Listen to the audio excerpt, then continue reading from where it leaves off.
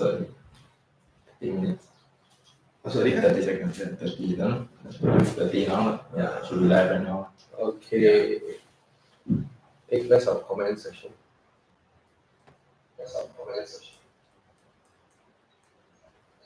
It's delayed by a few seconds, I think.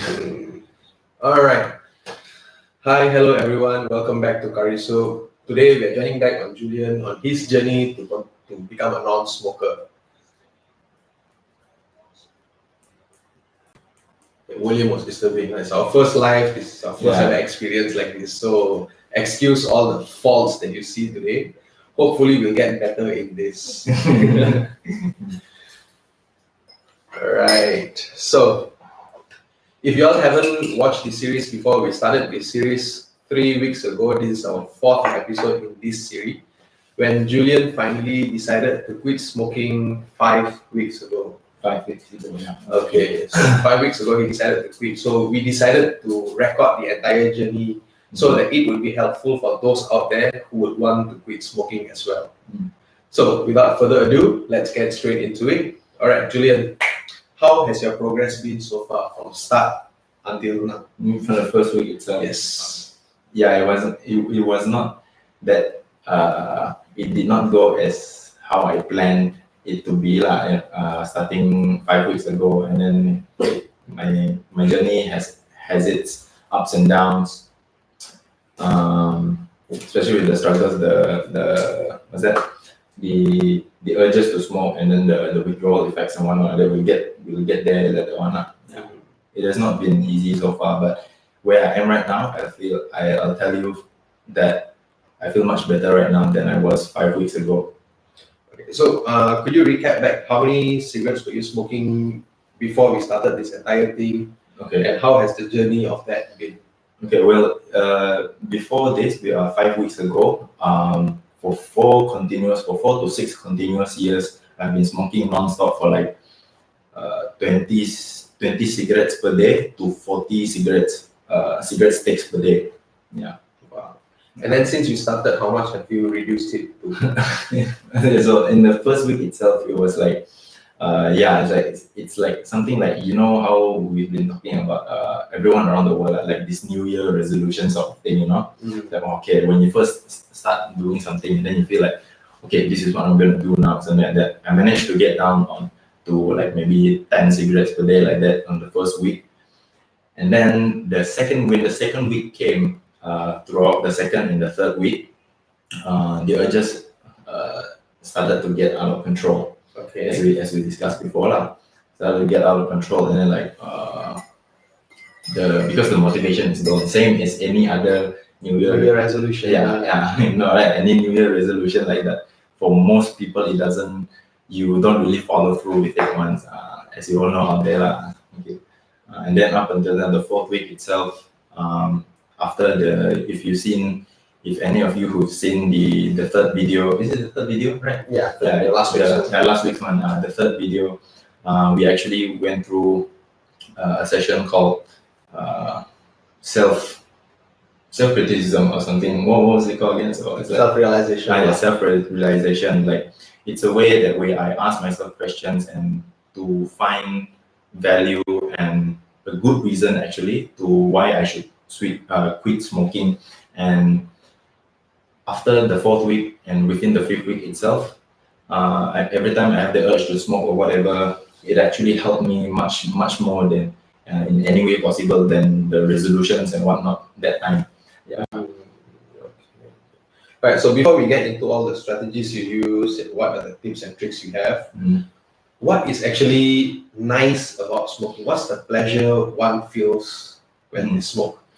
Because right now you're already in the journey towards quitting, but there was a time when you were smoking practically like 40 sticks a day. 40 sticks. So what is the joy you found during that time? I would say most of it is habitual. Okay, habitual, and the pleasures because the idea of the pleasure that comes from smoking, is mainly self-imposed by whatever's happening around you. Let's say when that time I realized that all those years I've been smoking I was around people who smoke also. So like we had the good time. Okay, let's call them good times, like the good times that we share, and then it's the memory of smoking and the memory of the good times itself combined, and that's what makes it a very good habit, because it's like you're associating joy to it. Okay, and then like those motorcycle rides that I have, like to me it doesn't seem cool or whatever. I just like the way that to see smoke popping out of my mouth when I'm riding a motorcycle, or whatever it is I'm doing when I'm cooking or whatever. But if you isolate all this smoking by itself, is there any joy to it? Is there any fun smoking?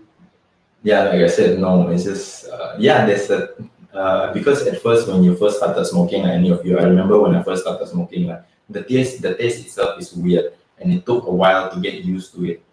And so thinking back now, looking at the big picture right now, it's all self-imposed, especially like the ones where some people, I heard them saying, when you just finish eating and then you smoke immediately, it's like it reduces the feeling of you being full. Or when you go to the toilet, that it's easier for you to pass motion. Okay, so it's like it's all something that, for me, okay, personally, I won't talk about other people's point of view or whatnot. For me, from what I've heard, and then that's what I impose on myself as well, and that's why I all these years I've been thinking, oh yeah, it's true, it's true. Smoking reduces the fullness. It's easier for you to pass motion and whatnot. It's all what I've heard of, instead of what I actually experienced. But if all those is just like you said, self-imposed, how do you explain the trigger, the urge to go smoke? Like even when your friends are not around and you're not going on a motorbike ride, there is still a time where you feel the urge to smoke, like a very strong urge that you have to go take a cigarette. How do you explain that? What forces that and what relieves that? Okay, so as we all know now, okay, nicotine addiction, it has its truths to it lah.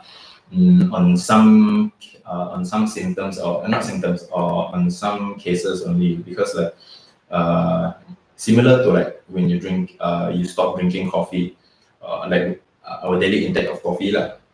Some people reported having headaches if they don't drink for, let's say, a day like that. Nicotine itself is a drug. Okay, it's a drug. Caffeine itself is a drug. Panadol itself is a drug. Okay, if you take that thing every single day, of course you would have withdrawal symptoms. And yeah, I've seen a few so far, which is what I've experienced, and it was harder to control at first. I think it was around the third week. Okay. Third week I started seeing it, and then on the fourth week, after the realization and everything, and it is much more manageable now than it was. Okay, can you explain your withdrawal symptoms? What was it like? How you felt? Oh, okay. So there's this the whole quitting thing actually can say that it actually took effect already around the third week, I think. So like I sometimes start to forget that I don't remember I have a cigarette at all, and then it was only like let's say like today I go home this evening. I would not smoke until the next afternoon, and then on the next afternoon, which meaning is tomorrow lah.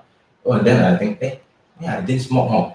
Okay, and then on the way out or something like that, then I go and buy a pack of cigarettes. And then just why I remembered that I didn't have a cigarette was I get this strange feeling like something on my joints. Sometimes it's little bit sore, or sometimes below my lung area behind, below my rib area here, there's something throbbing. Oh, throbbing. Okay. Something like throbbing. It's a little bit of pain on me, and then like sometimes it's dryness. My eyes are feeling watery, like something bothering the veins around my ears and something like that. Yeah, that's on the third week itself. And that time I said I was smoking like maybe 10 per day instead of 40, the usual amount. So yeah, 10 cigarettes a day itself can already show the symptoms, like the withdrawal symptoms. Hi, everyone who joined us in the live. Welcome. We are now joining Julian on his journey to quit smoking. So this is basically a recap of the past 4 weeks of everything Julian went through, from smoking 40 sticks a day to right now, I think 4-5 sticks a day. So it hovers around that number, not 4, 6, somewhere. So hopefully by next week it will be down to 0. So we'll continue with our questioning and how his experience has been throughout this journey. Okay, So the next question. How do you feel now that you've already quit smoking? Or you already reduced it to 4 sticks a day? Almost there. Okay, so now, now that you mentioned 4 sticks, 6 sticks, which hovers, it hovers around there. And then when you do the math, that's like 10 times better. Yeah, true.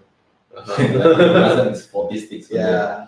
Now it's like, I say 6 take the biggest amount, 6. It's still like, it's almost 10 times better there. And then I feel like there's not much difference also. Because like, from all the smoking time I had back then, I actually diverted into doing stuff actually. Okay. Doing other stuff.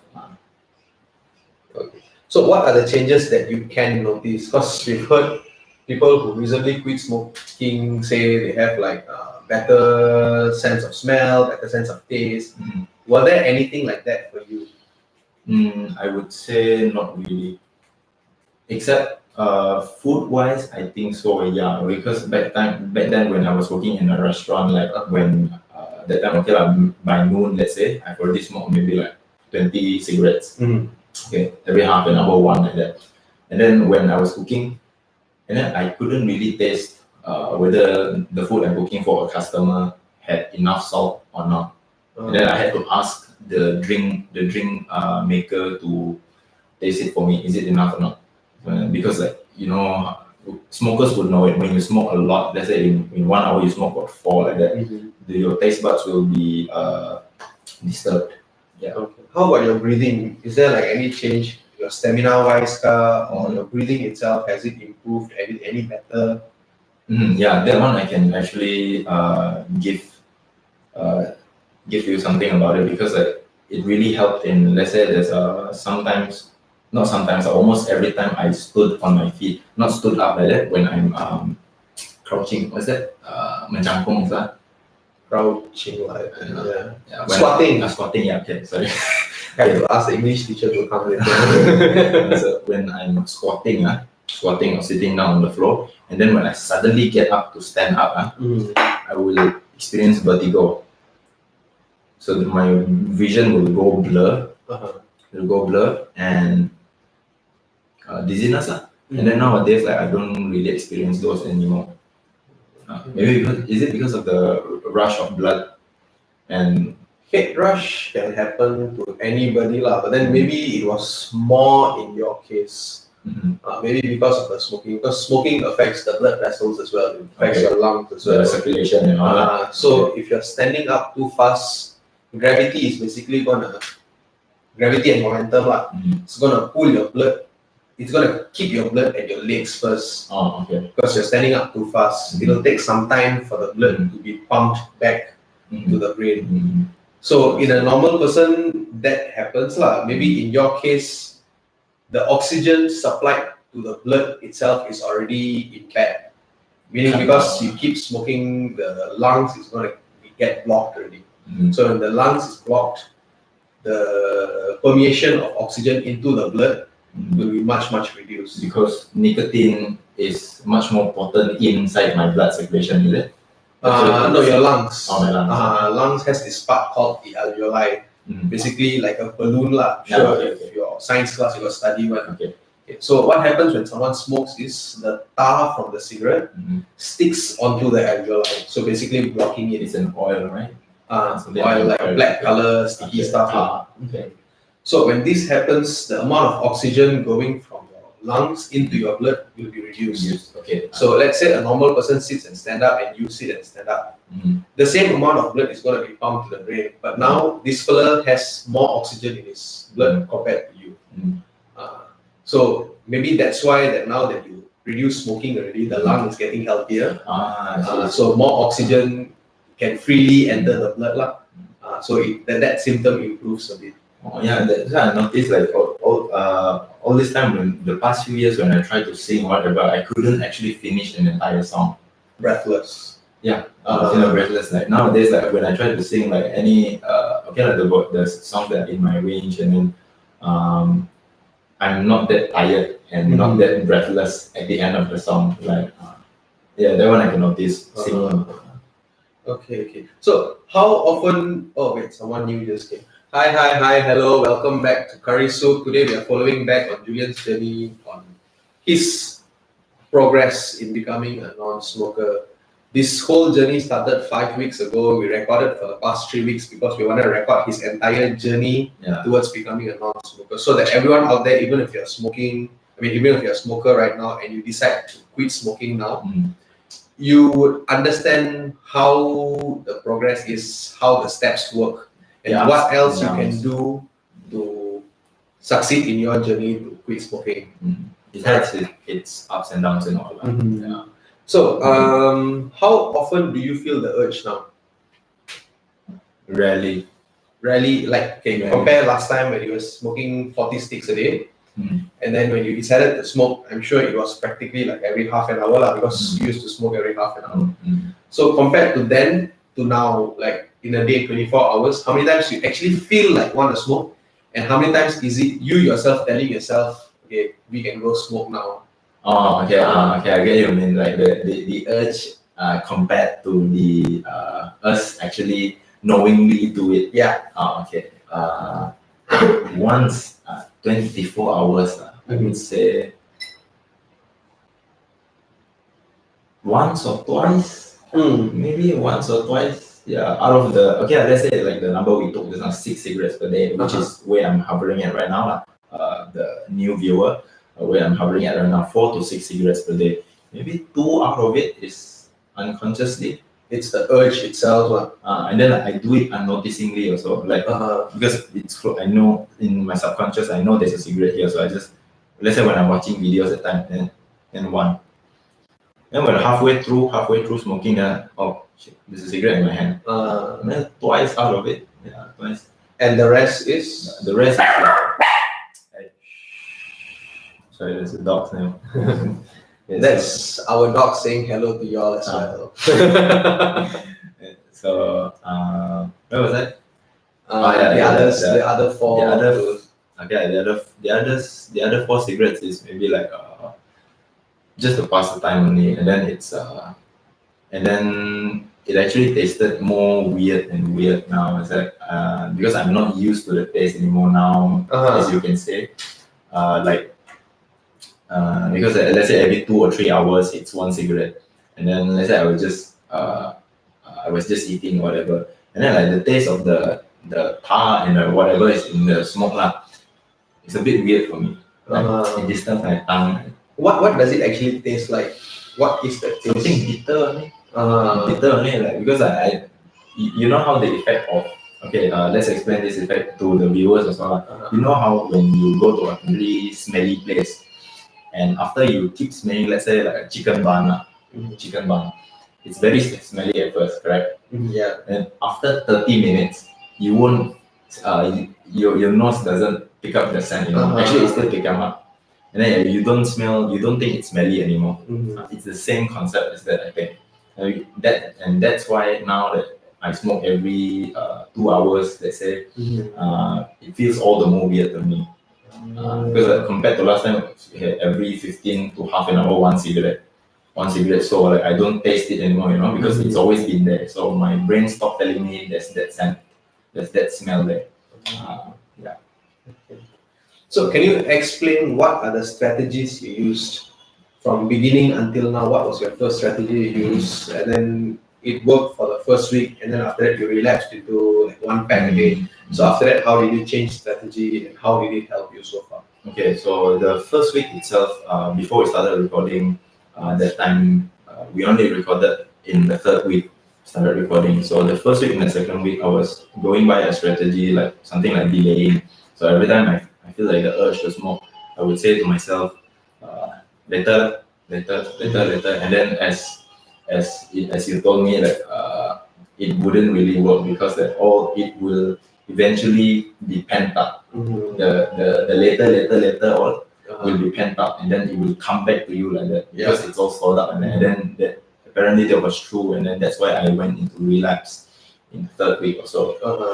So and then comes the 4th week where the realization happened, what we were talking about earlier, and it was something called self-realization. And I asked myself a few questions to find a good valued reason to actually quit smoking and remind myself every time I want to smoke. And those questions are, it's not necessarily just questions, questions and statements. One of the questions was obviously was, what's the benefit in that? Okay, it shortens my life from ranging from 5 to 13 years, going by the statistics, the data that you see from researchers. Second was, there's a statement that I actually thought was made sense, was I have an ill mother at home. I have my parents living with me at home. So like I smoke in front of them every single time at home when I smoke at home. And as we all know, secondhand smokers are more likely to get cancer, correct? Yeah. That's the statement that actually made sense to me when I applied it to myself. And the other one was also like, I come here to our another house, this one, where you and my sister are living, and then there's a kid. Yeah. There's a child. Okay, so that actually hit me right where my core is. My parents and my brothers and sisters and my nephew. And then that's how my journey to try to quit smoking actually in this 4th and the 5th week itself it's much more better and prominent so far. So how much longer is your target to get down to 0? I think it should be within few days to a week now, because right now I'm not even it just happened only yesterday. As I told you earlier, yesterday itself, like I didn't smoke from the evening until this afternoon. Then I started smoking only, and then like it's not because that I felt the pain or soreness or the breathlessness or my heat, the eyes are very watery or heaty or nothing like that. It's just that it's the afternoon.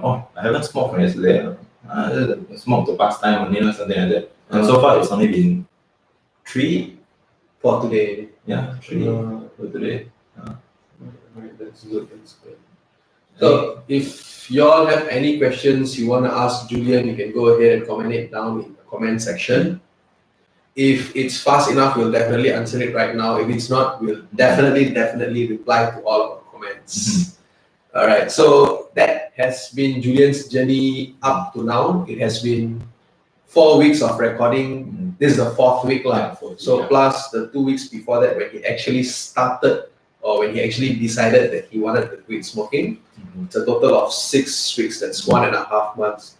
So we are not looking to like reduce the number drastically. Like, one day I'm going to quit smoking, quit cold turkey, Yeah. Because like we discussed in the previous videos, when you do something that drastically at the height of the moment, it's really not going to last long, and relapse is just around the corner. Yeah. Instead, slow, steady action, slow, consistent action always wins. Like what's that?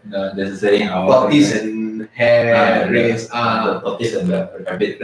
Instead of being the rabbit, be the tortoise. In anything you do in life, regardless of what you want to achieve or what your goal is, what your ambition is, it's okay to take slow steps, baby steps, as long as those steps are on a daily basis, on a consistent basis.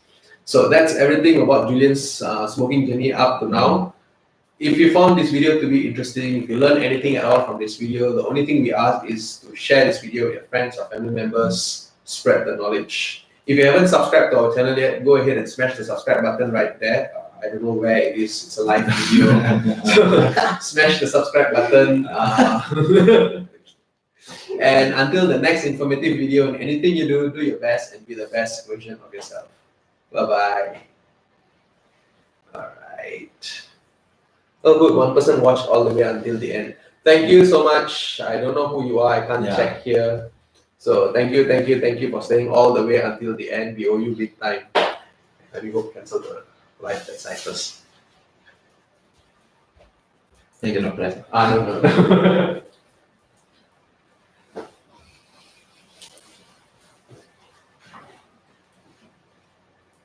The third person and the second person made it the end there quickly.